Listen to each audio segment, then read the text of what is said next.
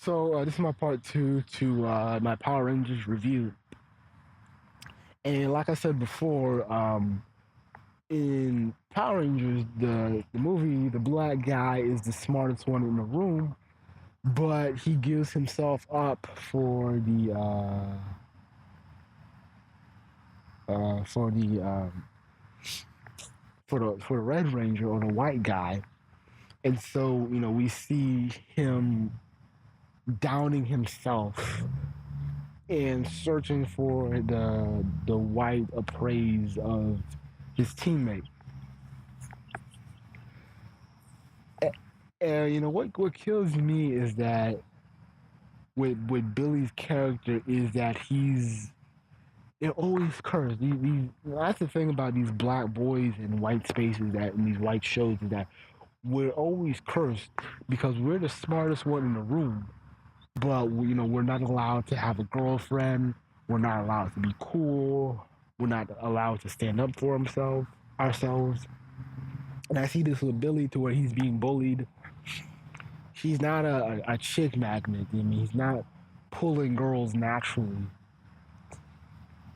And what they did, they did this dumb shit to where they got fucking um Billy's character is retarded.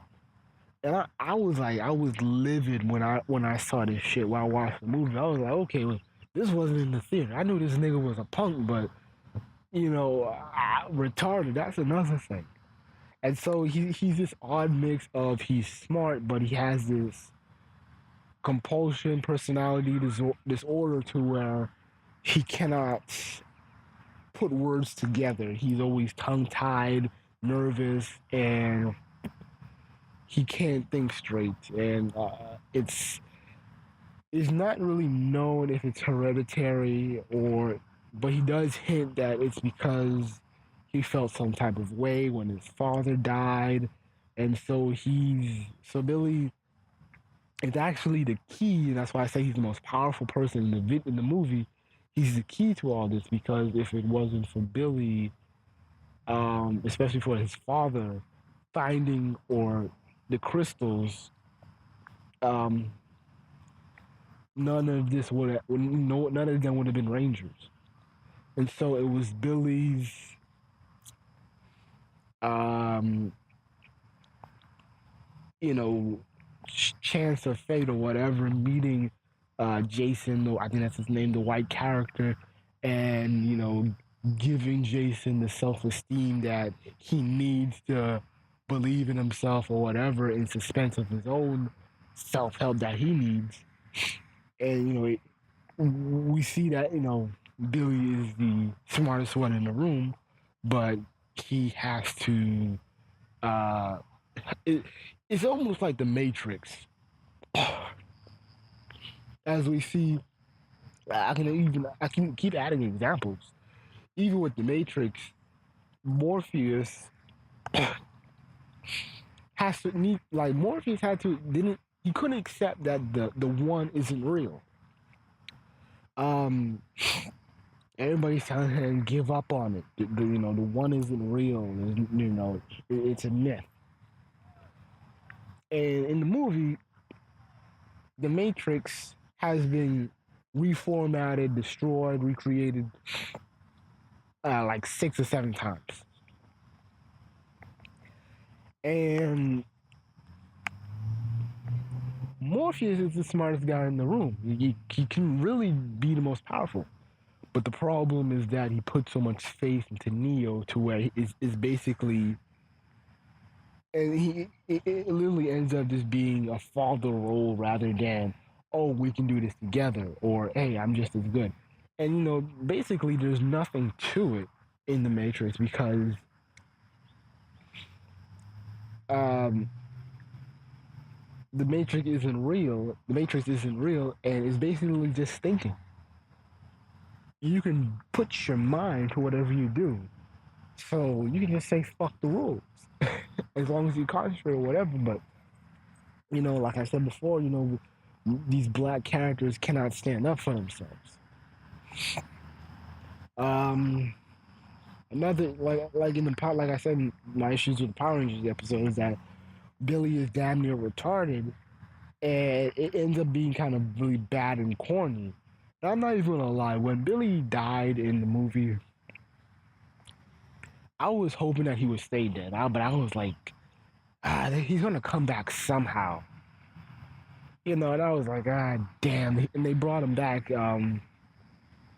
Like something happened with the ship, and Zordon was given an ultimatum to become physical again, but he declined the offer, and he revived Billy instead. And I was just kind of like fucking. I was like, damn, I have to hear and tolerate more stupid comments, fragmented, broken English, and I'm like, the Blue Ranger is basically radio. If you remember the old Disney movie with the with Cuba Gooding Jr., he plays this retarded special needs kid, black boy in the South in the Jim Crow era, and he's trying to fit into this white school, and and he ends up being the safe Negro. He's not that challenging, and that's what it ends up being. He just kind of says weird and random shit, and then the white guys, they laugh at it, and he's cool because he's safe. It just kind of gets insulted. I really hated him. I really hated Billy, and it pains me that he'll come back. And I've noticed like they cannot make these characters cool. They couldn't put anybody cool in these movies. Especially as a black person. I'll probably say the only series that let black people be cool is like Fast and Furious. But I'll just say fuck it. Yeah, that was like really the only series where, but that movie's kind of gotten mixed now. But even in the beginning, where the movie was mainly focused onto Paul Walker's character, black people could be cool. Black people were like the coolest and funniest people on the show, on the series.